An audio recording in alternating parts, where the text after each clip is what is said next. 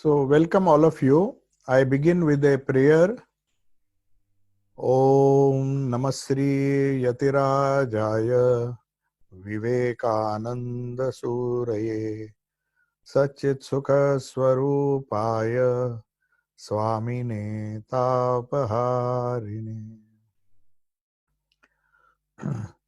So, from this Friday, I don't know how many Fridays I'll be able to continue, but just as we have our regular Saturday class on Bhagavad Gita, the Karma Yoga, Karma Sannyasa Yoga of Bhagavad Gita, the 5th chapter, on a regular basis, and also the Sunday class on the Gospel of Sri Ramakrishna, which is at 4:30. So I think all the announcements have been made on WhatsApp. So they will be held according to the timings given, and the Zoom link will be sent 15 minutes before the actual talk. Now there was a request that some ideas about Swami Vivekananda's Raj Yoga, the famous book.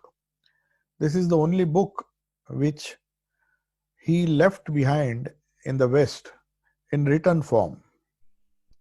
All the other yogas, Karma Yoga, Jnana Yoga, and Bhakti Yoga, were a compilation of his talks.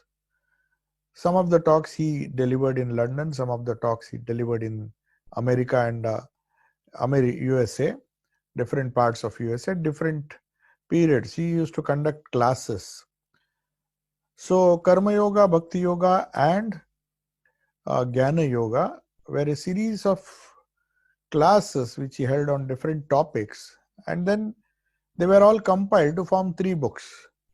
But Raj Yoga was one book which he decided to leave behind, and he practically, you may say, wrote this book for the Western people in particular, because there was a lot of confusion about what this so-called esoteric science of yoga is. Yoga was a new term in those days, unlike today. Of course, even today, if you see, yoga has several connotations, and the variety in which this word, simple word yoga, has been understood and misunderstood. If it is understood properly, there may be some views according to different schools.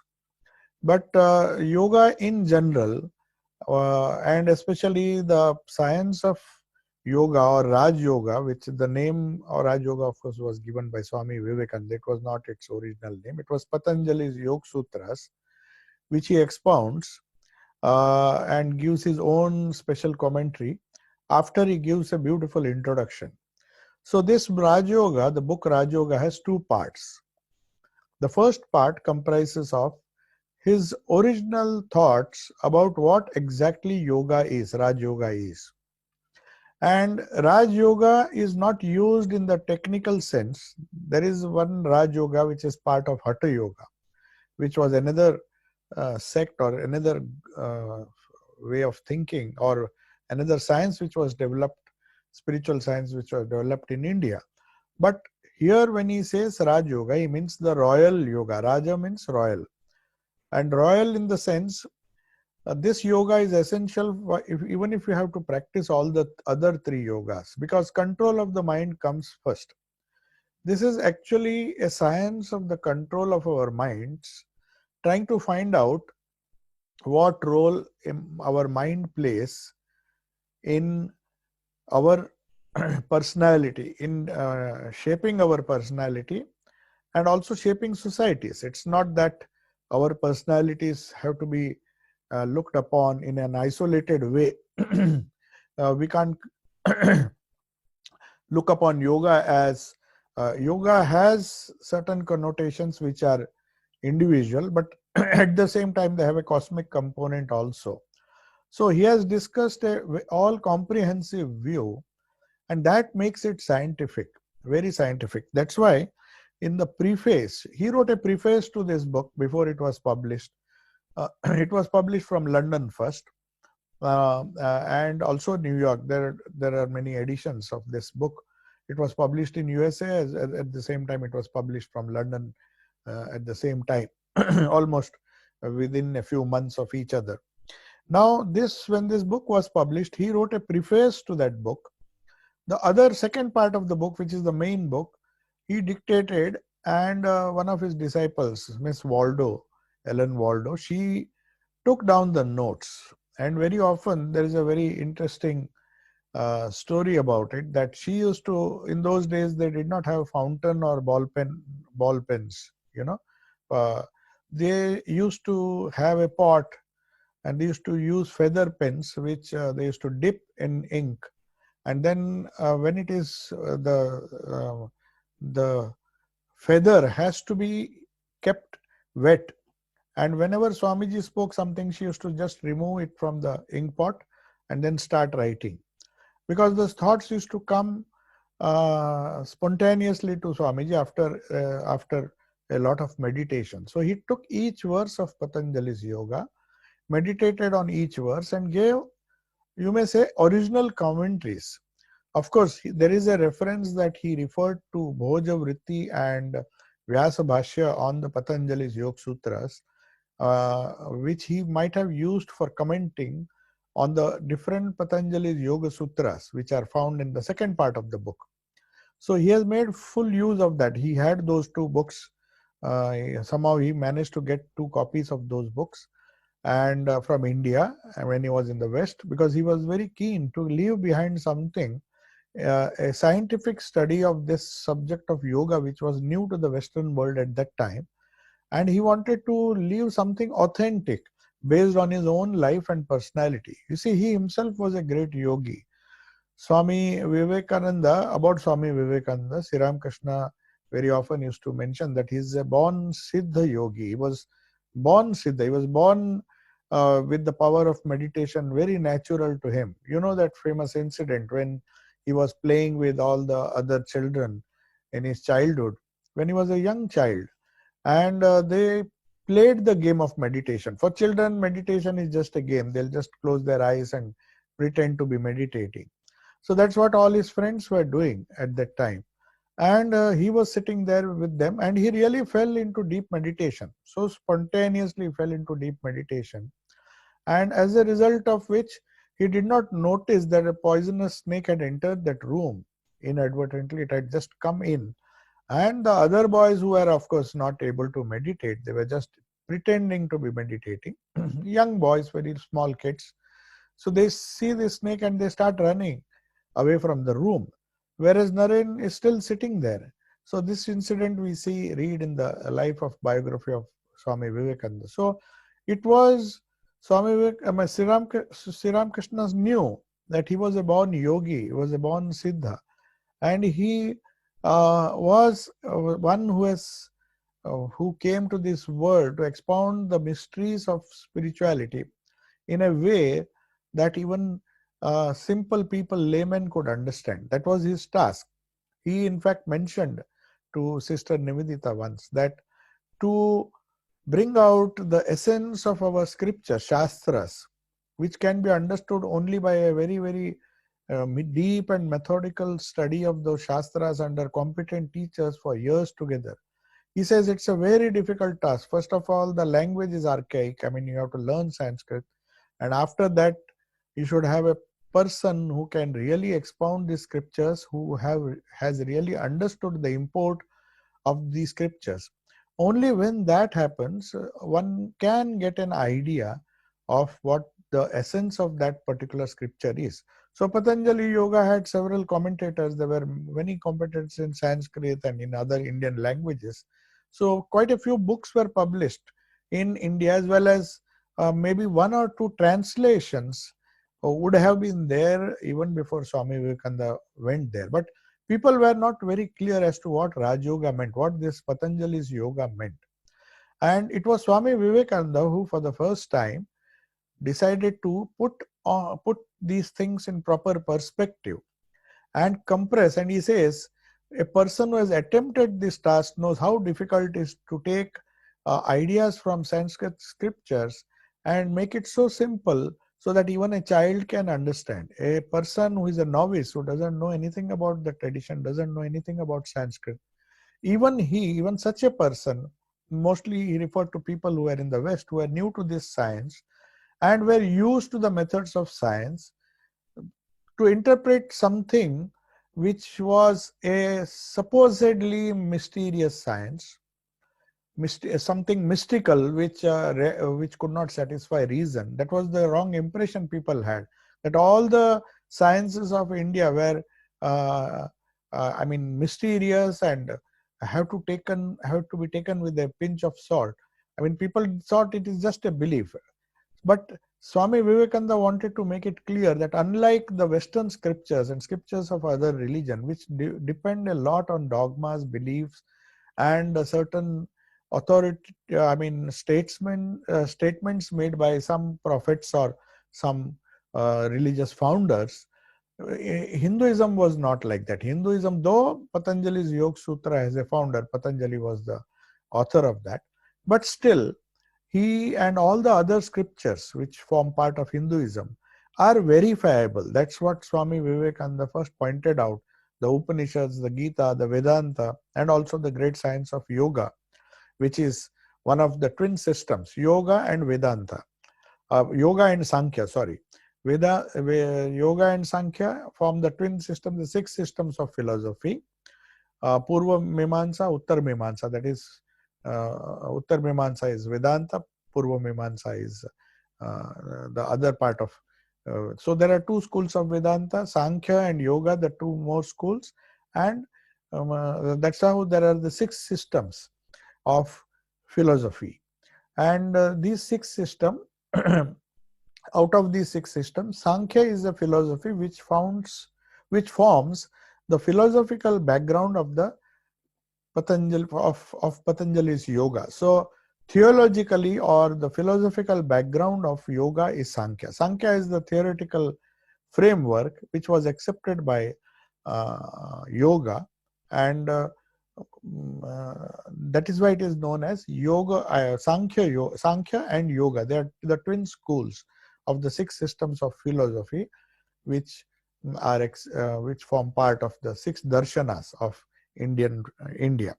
So now Swami Vivekananda knew that a lot of people had interest, just as they had interested in the Upanishads and the Gita, in which we will find these elements of yoga also incorporated. In fact, every chapter of the Bhagavad Gita is addressed as one of the yogas. Even the Vishada Yoga, the first one. The second one is Sankhya Yoga. That's what Sri Krishna classifies it. Then we have Karma Yoga, we have Bhakti Yoga, we have Vishwarup Darshan Yoga. So all the 18 chapters are given the name of yoga. So in that sense also, yoga is a science which unites. A very simple definition would be that which joins you to the to God or to the Creator. It joins the Jiva to Shiva, or the Jiva to the Supreme Purusha. But in yoga, which uses the Sankhya philosophy, there are two things, as I told you earlier also. There is one Purusha, there are Purusha and Prakriti. Prakriti is what we see around us, the nature, the gross, subtle, and the causal level. It acts in three different levels, and that is the world around us.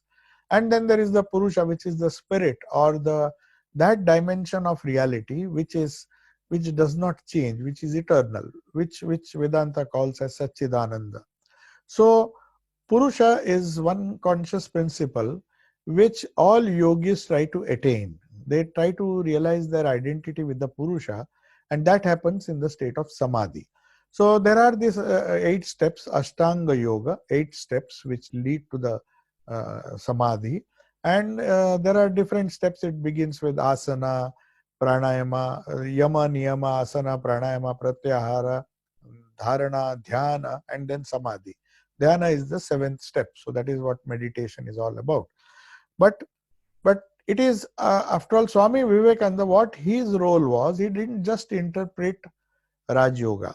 The uniqueness of this book is that he gave a scientific framework, because people were swearing by science.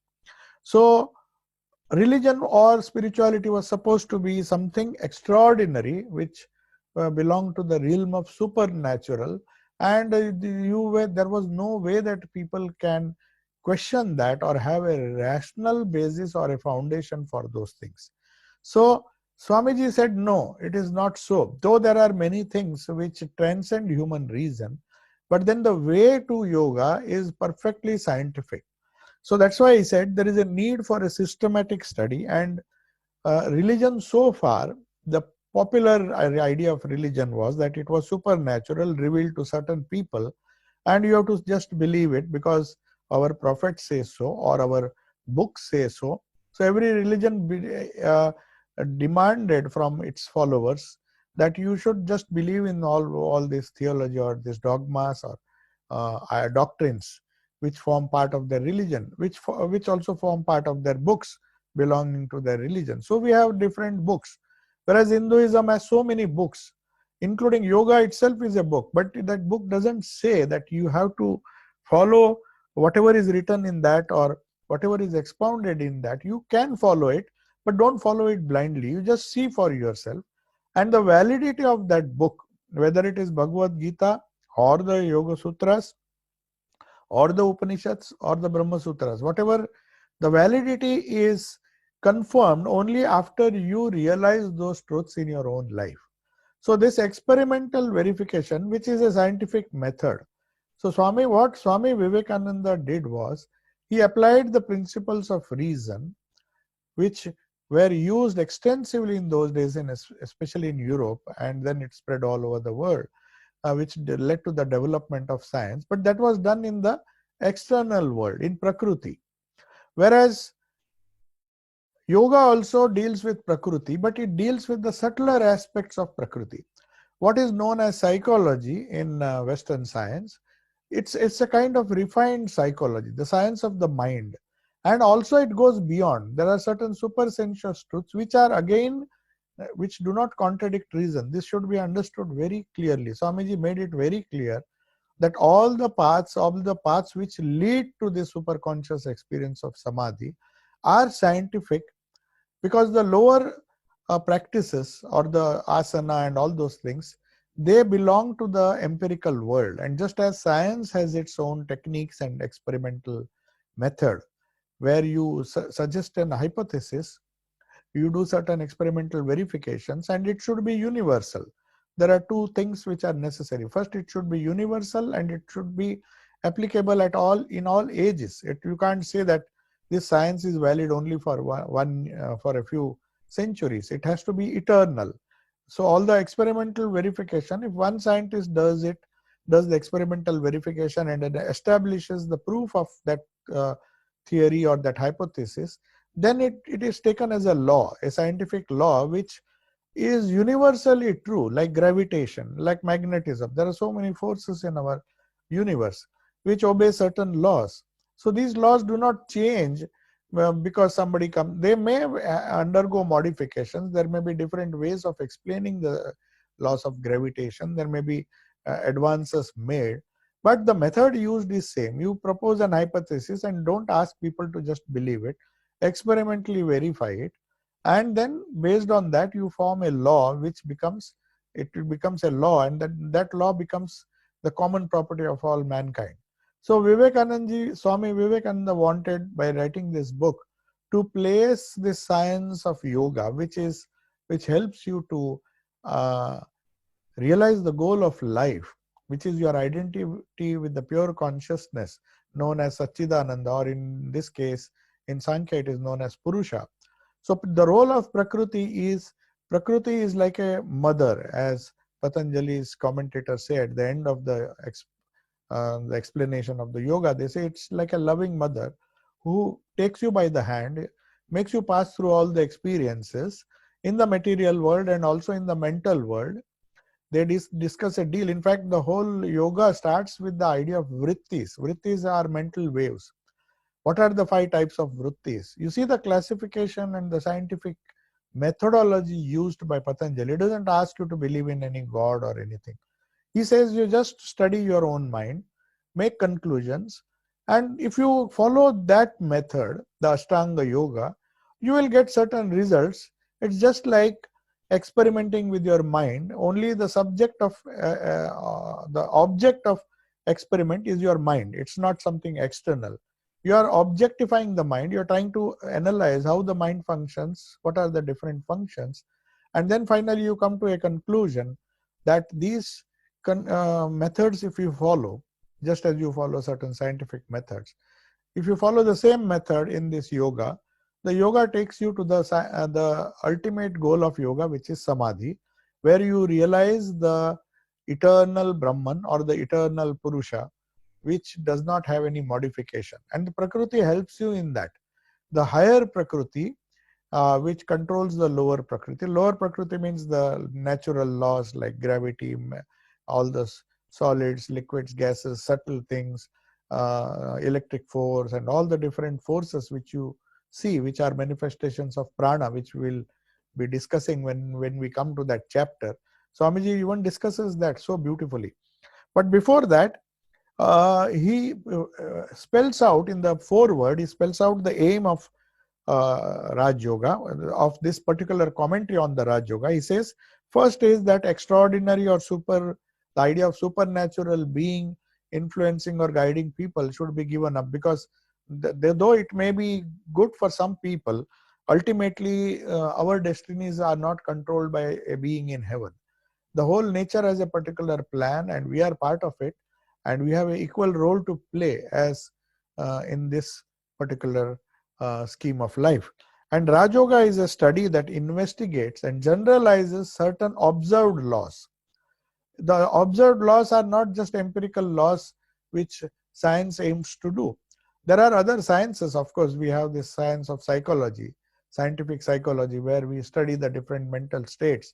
So the Western world, or now the popular Western psychology, deals with these things to a great deal of accuracy is there. That's how psychiatry, psychology, and all these things have come into existence. But at the same time, you'll find that Raj Yoga also, it tries to investigate in its own way the entire human personality, including our minds, which forms the major object of its study.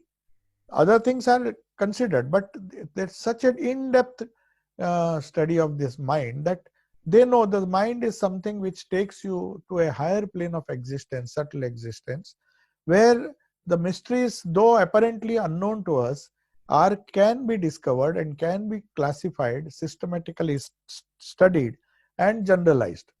So Swami Vivekananda says, it also tells us that prayers are not answered from above but from within. Now there is an idea that God is sitting somewhere on the clouds or in heaven, and he answers our prayers.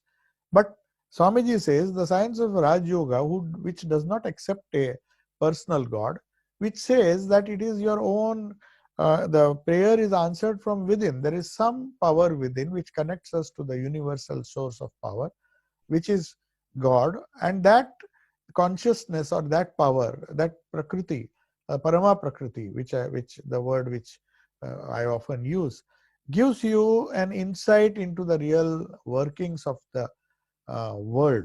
And then we can create our own destiny. That was a favorite quote of Swamiji. A man is the maker of his own destiny. You can't blame God for everything, because it's easier to put the blame on somebody who is a ruler or somebody whom we do not even know. So he says Raj Yoga or the Indian spirituality doesn't say that. It says the divinity is very much within you. That's why Swamiji says each soul is a conduit merely for infinite knowledge and power which is already existing.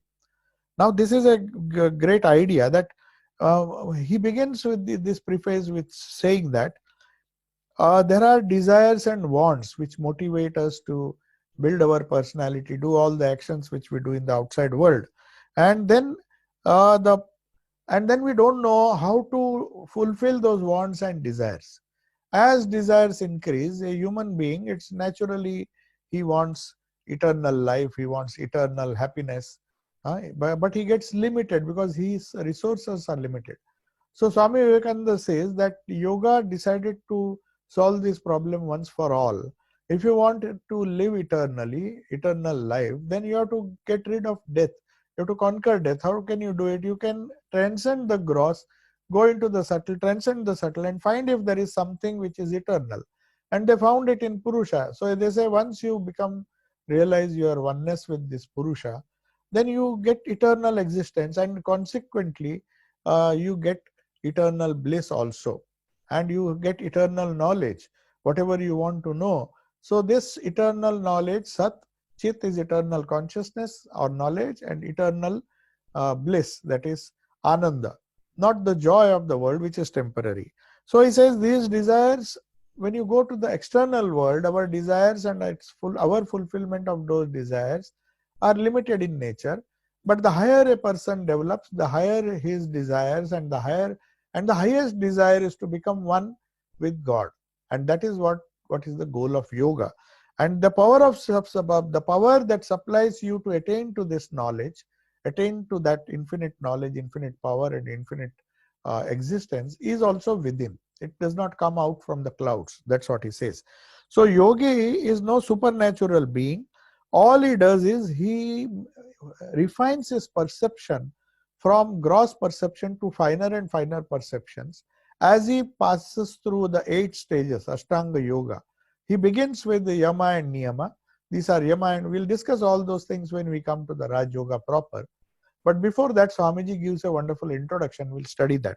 So he just says, before even discussing the Raj Yoga and the Patanjali Sutras, he spends a lot of time discussing what prana is, what material universe is, what is the energy universe, which is known as prana, which manifests as in different ways as the different forces of nature, the gravitational force, the electric force, then all the different forces which are there in nature, and the mind, which is also another force. That is one unique thing which Indian philosophy believes in.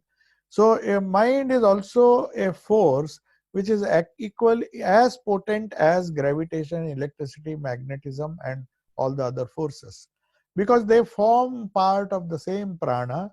Maybe the mind is a finer force, a finer prana, and the other pranas are more gross, so they come in the form of magnetism.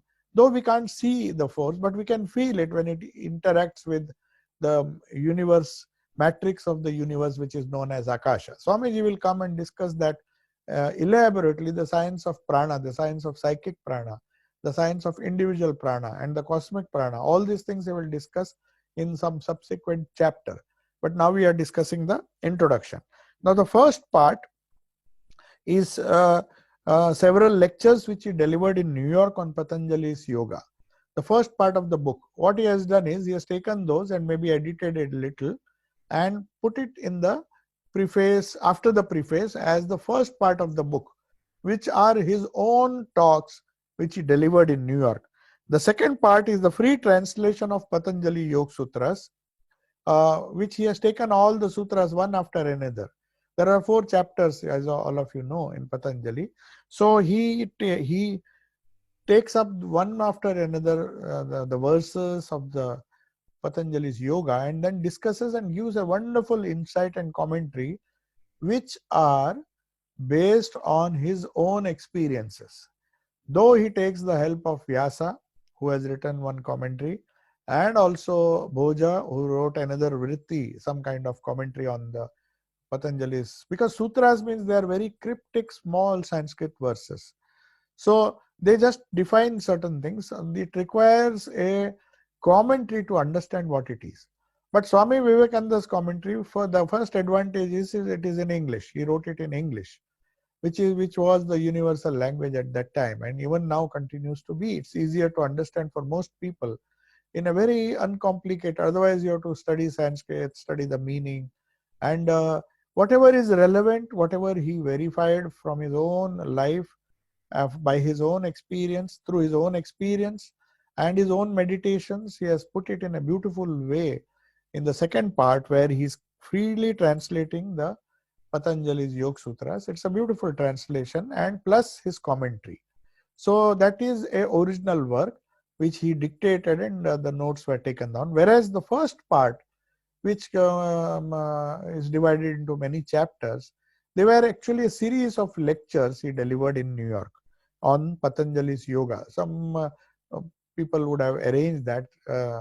They would have asked him to deliver a series of lectures, and he delivered it. Now, yoga, uh, according to Sankhya, the perfected being is Purusha, or even Purusha can be taken if one of the schools of Sankhya say that people say that there is no God in Sankhya or yoga, but they say there is Sa Ishvara and Nirishvara.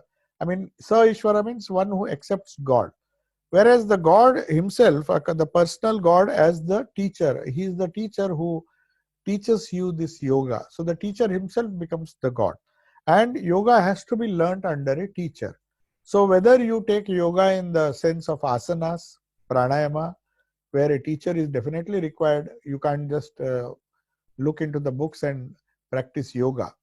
Whereas higher yogas like doing the mantra, doing japa, meditation, and all these things, they form the second part. Patanjali's yoga also is a part of the meditations. Though many meditations combine different techniques. They combine the technique of yoga partially, they combine the Vedantic meditation, and also they combine the meditation as used by a new science which was developed, which is known as Tantra, which takes Prakriti as Shakti. The idea of Prakriti, which is there in Patanjali's yoga, is considered to be the divine mother or Shakti, the feminine power which is responsible for creation. So that gave rise to the whole science of Tantra. And that Tantra, actually, if you see, uh, later developed much later after Vedanta and the science of yoga. So all major meditation techniques all over India and also in the West, they take the help of either they can be purely yogic meditations, they can be purely Vedantic meditations, which you'll find in the Upanishads, or they can be purely tantric meditations. But they can be a combination of all the three. That is the synthesis which Swami Vivekananda and Sri Ramakrishna, his guru, did. And that is the tradition which is coming down as the mantra yoga, which is part of Raj Yoga, as Swamiji says. Now, according to Swami Vivekananda, what he does here is he starts with a beautiful introduction, a introductory sentence, which was published on a separate page before even starting the foreword. So I'll read it out. It's a very important, he wrote it specially when he wanted to publish this book, Raj Yoga. So what does he write? Each soul is potentially divine. Now everybody is quoting it all over the world. Most of the people who have gone to the West from India have taken this idea of potential divinity. The first time perhaps Swamiji used in English language this idea of potential divinity of the soul, and that is that these sentences form part of an introduction to the Raj Yoga which he wrote. To preface, in fact, it precedes the preface. The preface comes much later. What I discussed comes much later, but he starts with this. Each soul is potentially divine. The goal is to manifest this divinity within. Do it by controlling nature, external and internal. Now, when you say you control external nature, by that we mean controlling our asanas by pranayama and all the rituals and all those things. That is our external nature. And we control our external nature by controlling these things, by developing sense control, self-control, and all these wonderful things which we do, which are supposed to be done as part of the yama and niyama. We will come to those details. So the yoga does not begin with asanas. Everybody wants to do asanas and then do pranayama and jump to samadhi or jump to meditation, which is the seventh step. Remember, it is the seventh step.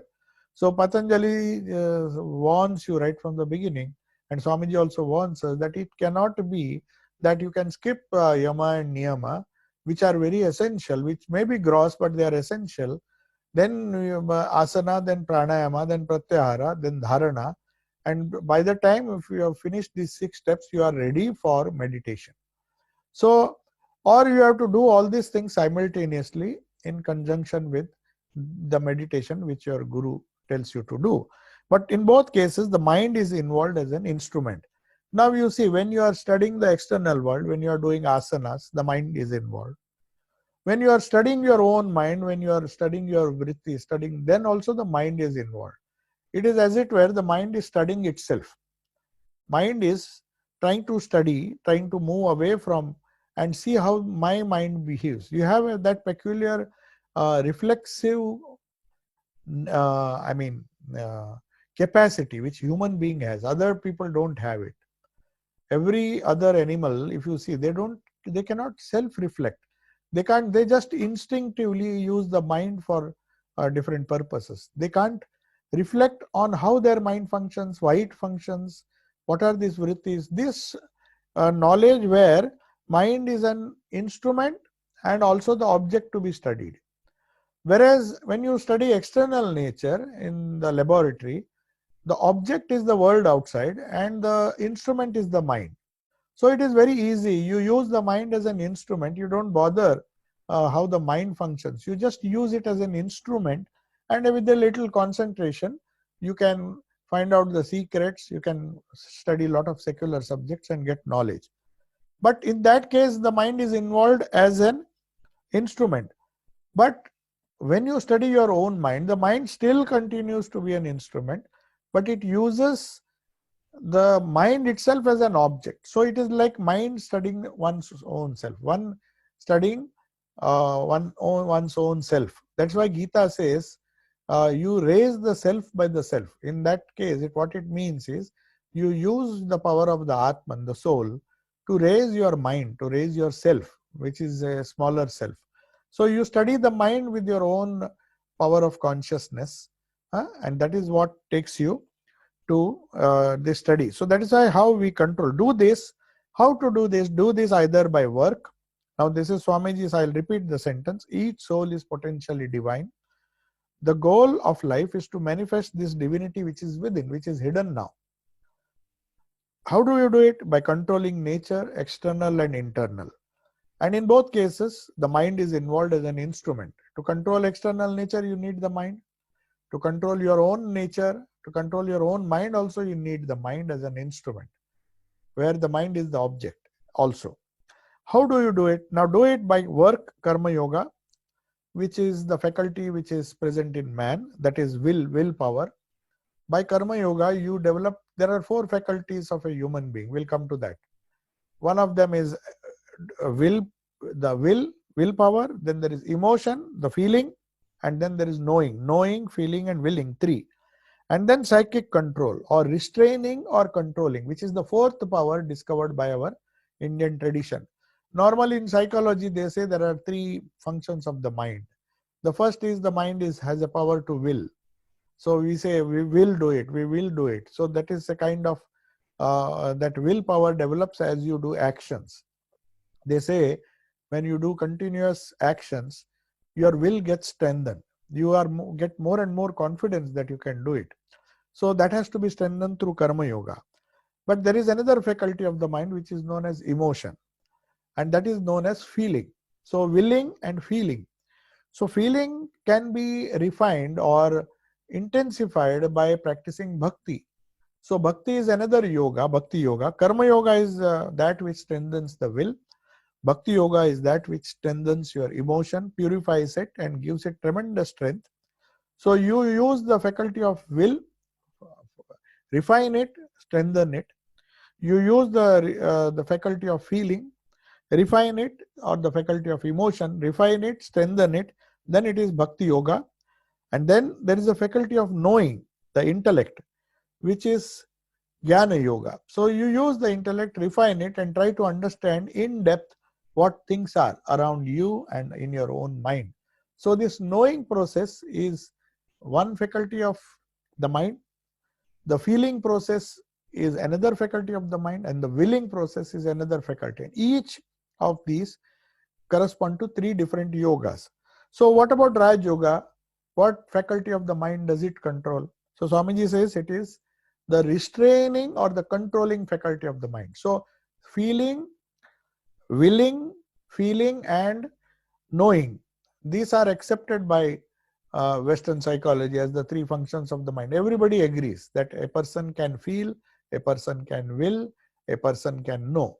So knowing, feeling and willing are taken care of. But what about restraining? So Raj Yoga does not even begin unless you restrain certain things. What is the thing which you should restrain? So Swamiji says that psychic control, you should begin. Raj Yoga teaches you not to just control human beings or control the external world. It teaches you to control the internal world also. Because we have been taught right from childhood how to control the external world, how to control people, how to manage objects, how to make money, how to play, how to do so many activities. So we are training our willpower through activities, through intellect, through reading books. We are training our mind, sharpening our mind, and we are also sharpening our emotions if we do music and all those things which refine that. So in the world, all techniques are there for these three faculties. But unfortunately, for a complete personality, the restraining faculty of the mind is also important, because that is the real faculty which generates power or generates energy, and that supports all the three other forces. We don't have willpower, we don't have feeling, or we don't have the capacity to understand, because there is some deficiency in our restraining or controlling power, which can come only through Raj Yoga. And that is why they say the psychic energy should not be wasted. So whatever we do in life, we have to analyze and see that the restraining capacity or the function of the mind is always kept alive. Because if you restrain, when people talk of renunciation, talk of self-control, people get believe, why should we do it? Why can't we give full freedom to our senses? The idea is Raj Yoga cannot be practiced if you can't restrain, because power is not generated. Swamiji gives a wonderful example. He says, water is flowing, it's beautiful when it flows. But if you want to really generate power, you have to dam it, you have to stop it at some point and accumulate or collect the power. If you go on wasting water, then there is no way that you can store it and use it. That potential power gets stored inside as water body, and then the power is generated when you release the water through this tube. That is how electricity is generated. So the flow of water is very powerful, no doubt. So thinking, feeling and willing makes it flow. But then unless you restrain it, you use the restraining faculty of the mind and see that the mind, the body, through asanas, through pranayama, exactly what we are doing exactly is that we are trying to restrain our energy and see that it is not wasted, and we can use it for higher purposes. So that is by one or more or all of this and be free. Do this either by work, worship, philosophy and psychic control, by one, by either karma yoga, or more or all. So we can use a combination of three yogas, we can use a combination of many yogas, we can do so many things. We can use all the four yogas, which according to Swamiji is the ideal condition for practicing yoga, because Raj Yoga by itself, if you practice Raj Yoga, you may not have success because you have to work. You have that emotional faculty also which you have to take care of. So you have to sing sing songs, sing prayers, and all those things which help refine your emotional capacity. So that is also necessary. So Swamiji says, he says it can be done through one particular faculty, but if you can do it through more and through all of these, then the goal potential divinity can be reached faster. So this is the whole of religion. Now see, the whole of religion or spirituality is this: doctrines or dogmas or rituals or books or temples or all other forms are just secondary, or are but secondary details. So all the other things which we think is part of religion, if it does not satisfy, or if it does not encourage us to practice these four yogas or at least one yoga, then all those things, dogmas and everything is secondary. It is of no use. The whole life will be spent perhaps in reading books, in doing this following these dogmas and rituals and pujas and all these things without understanding the import, without going in taking the higher and higher steps. It is like practicing asanas and expecting to reach the goal of life. If you make asanas and pranayama the whole aim and object of yoga, then it will not serve the purposes. It will not serve the purpose. First of all, you have skipped the first step, that is yama and niyama. And after skipping that, you are just jumping to asana and pranayama. And then we forget the other steps which are necessary, the faculty of meditation, pratyahara, dharana, dhyana, and all those things. If we do, then we reach the goal of yoga. Otherwise, we'll be just doing the secondary details and we'll be just floating on the surface. We'll not be diving deep. So they are but secondary details. Now Swamiji gives the methodology of study. So we have a few minutes. We have 12 minutes. I have to go for Aarti. So I will take your leave exactly at 5:30. I can't continue beyond that. So we have 12 minutes. So I'll just give you an idea of what we are going to discuss next time. I will not elaborately discuss it. Otherwise, this class will not be enough to do that. You see, in Swamiji next comes to a few points which he wants to explain before even attempting to study Raj Yoga or Patanjali's Yoga Sutras. See, we are still continuing with the preface. We have not even entered the introductory lectures which he gave in New York. We have not even started that. We have not even started discuss the introduction, the chapter on prana, the various pranas, and then we'll come to the proper Raj Yoga. But all are important because he gives a wonderful foundation. And if we don't understand these things, Raj Yoga cannot be understood. If we directly want to jump into Patanjali's Yoga Sutras, which he has commented, it is not possible. So we go back to now what he says.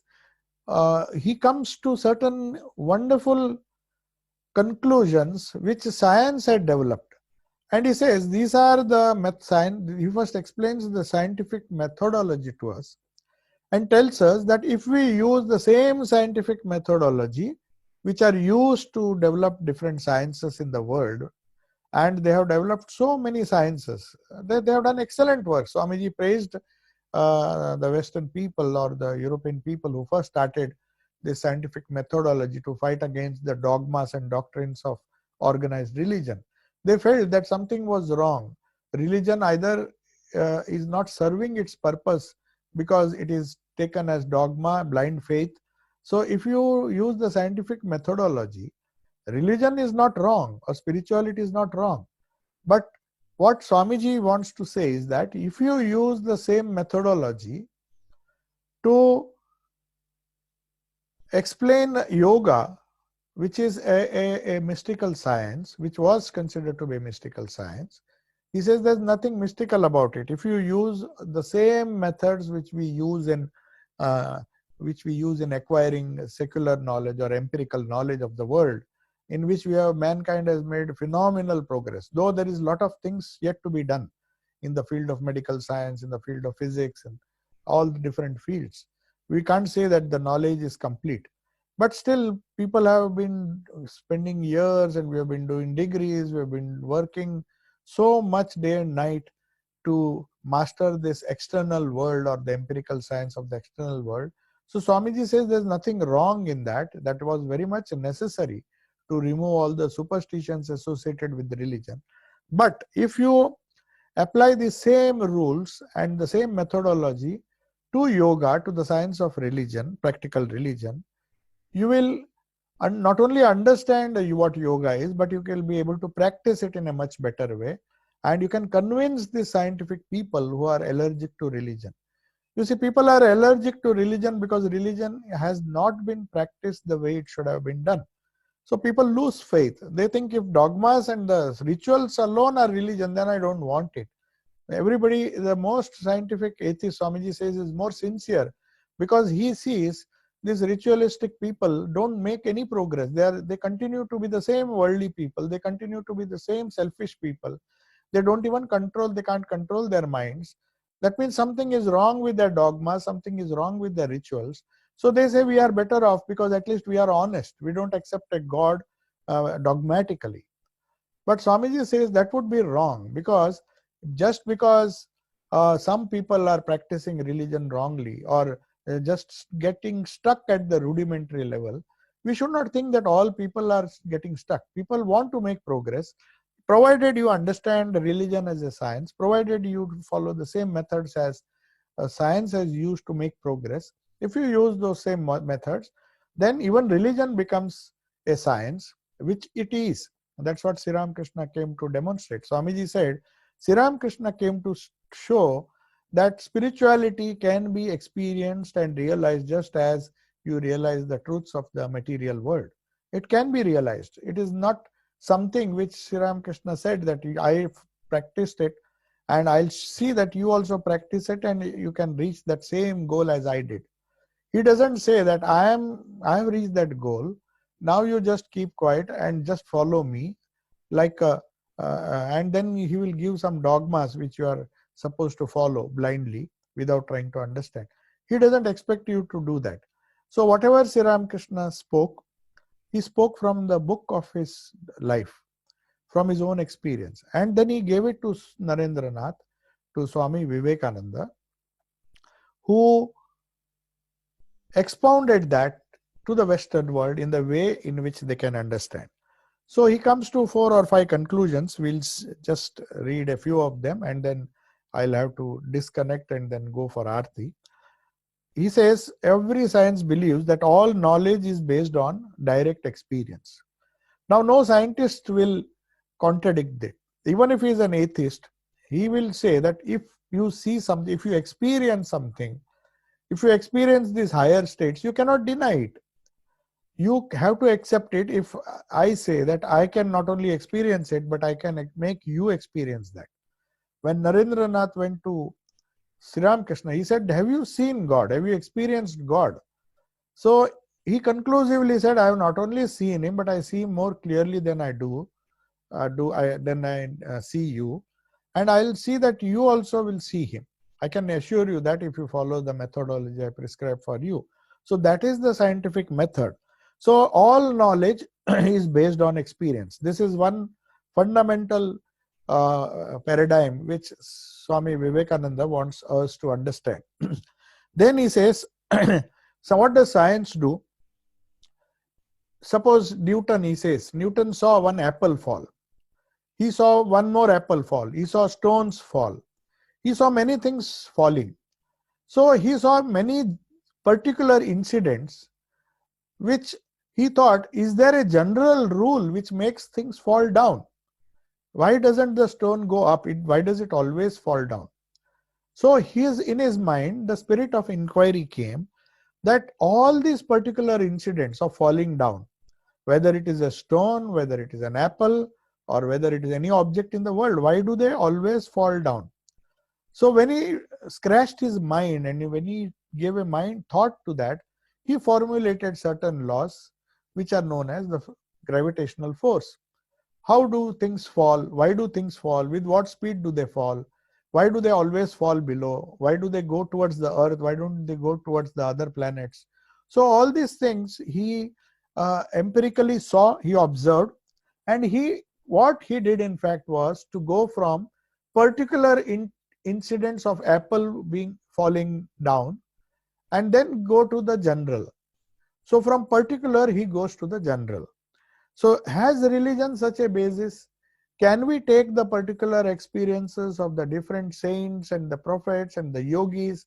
Now everybody seems to say that we had experience. But if you see, if all the experiences of all these people are taken into consideration, you will discover they followed the same methodology. And are these particular experiences of different people in the world who are known as prophets or saints, can it be replicated by ordinary man? If they can be, then it is as sure and as perfect as a science. So this is the whole study, and this is what Swami Vivekananda says, that does religion merely depend on faith or belief, or in books and on dogmas? No, he says the Western Indian Eastern philosophy doesn't believe in that. In the East, we believe that religion is as much a science of the internal world as much as science is the study of the external world. So both are studies, but each one has a methodology, and the same methodology applies to both. We go from particular incidents, and then we find out a general rule, and we say that we are not taking the particular as an example. We don't say that because Jesus realized, or because Patanjali realized, or because Sri Ramakrishna realized something. We say it doesn't end there. Anybody, every one of us is potentially divine and can do the same experiment and get realized. Just as Newton doesn't say that gravity is true only for me. He says anybody who uses my formula, the laws which I have studied, verified and proved, you can use it in your own laboratory and experience that. So that is the fundamental thing we have to understand. So religion has such a basis, and it should be a universal experience of humanity. You can't say that this yoga is true only for Indians or for a particular sect or religion. It has to be a universal experience. Science doesn't say that this is applicable only to a particular human being. It is applicable to all human beings wherever they are and whichever age they belong to. If it has been proved that there are certain things which do not change over a period of time, or they are eternal in nature, just like those eternal laws, he says religion also has some eternal laws which can be placed, verified by not only one person, but verified by all people anywhere in the world, irrespective of caste, creed, and religion. So I take your leave. Because it is 5:29 now, so I have to go, and so I take your leave, and we'll meet on next Friday. जय श्री गुरु महाराज जी की जय, जय श्री महामाई की जय, जय श्री स्वामी जी महाराज जी की जय।